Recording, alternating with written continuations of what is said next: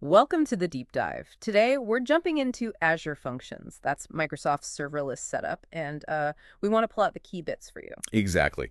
Look, if you're swimming in cloud tech, maybe prepping for meetings or just trying to stay sharp, this is your shortcut. We've sifted through a ton of info on Azure Functions. Yeah, we're aiming to give you the essentials, the real core of what Azure Functions is and does without, getting lost in the weeds. We've got some good material here. So let's get started. What are Azure Functions fundamentally? Good question. Lay it out for us. Okay, so at its heart, Azure Functions is a serverless compute service. The big deal is it lets your code run based on events happening. Without managing servers. That's the promise. No provisioning, no patching, none of that back-end infrastructure headache. Okay, I like the sound of that. But practically, how does it work? What are the building blocks? Right. The main units are called functions, logically enough. Think of them as small blocks of code.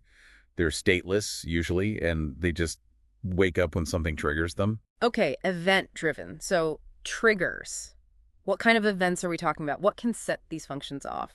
Triggers are the starting gun. There's quite a variety. You've got your basic HTTP triggers, like for web APIs, right? When a request comes in. Makes sense. Then triggers for Azure storage queues or service bus messages. So reacting to messages. Timers, too, for scheduled stuff. Like cron jobs? Kind of like that, yeah. Also triggers for Azure blob storage, say a file gets uploaded. Or event grid events for more system-level happenings. And even changes in Azure Cosmos DB can trigger a function. Wow. Okay, that covers a lot of ground. Is it always one trigger per function? Yep, exactly. One trigger per function. That keeps things focused on what starts it. Got it.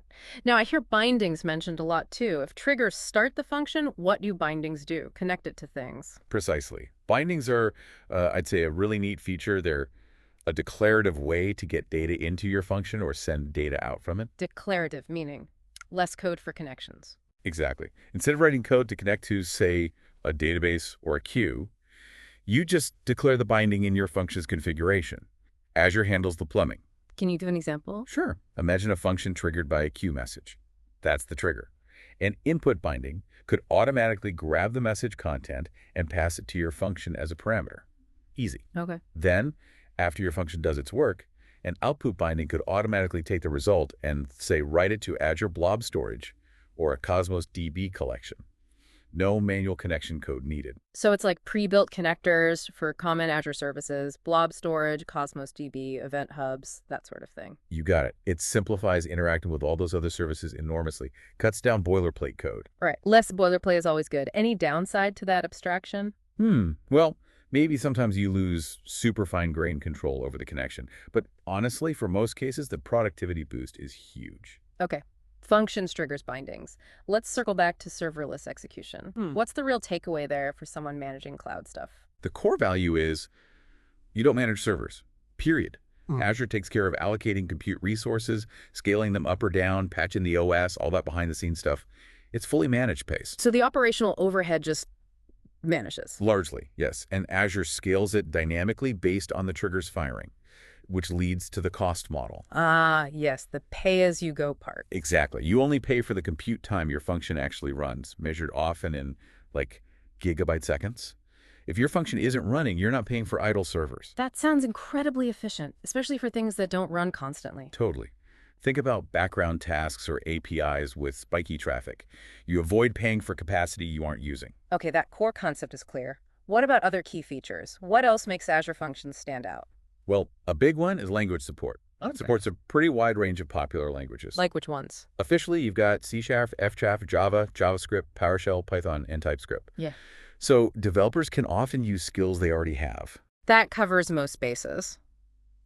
What if my team uses something else, like Go or Rust? Good question. For those, there's something called custom handlers. It basically lets you run a lightweight web server written in almost any language, and the functions host forwards events to it. So yeah, you can use Go or Rust too. Flexible. Okay, languages are covered. What about scaling? You mentioned it scales automatically. Right, and that's a massive advantage. It scales based on the number of incoming events. If you get a flood of messages, Azure spins up more instances of your function to handle them. Automatically. And crucially, in the main consumption plan, it can scale down to 0 instances if there's no traffic. 0. So literally no cost if it's idle. Exactly. But scaling behavior does depend on the hosting plan you choose. That's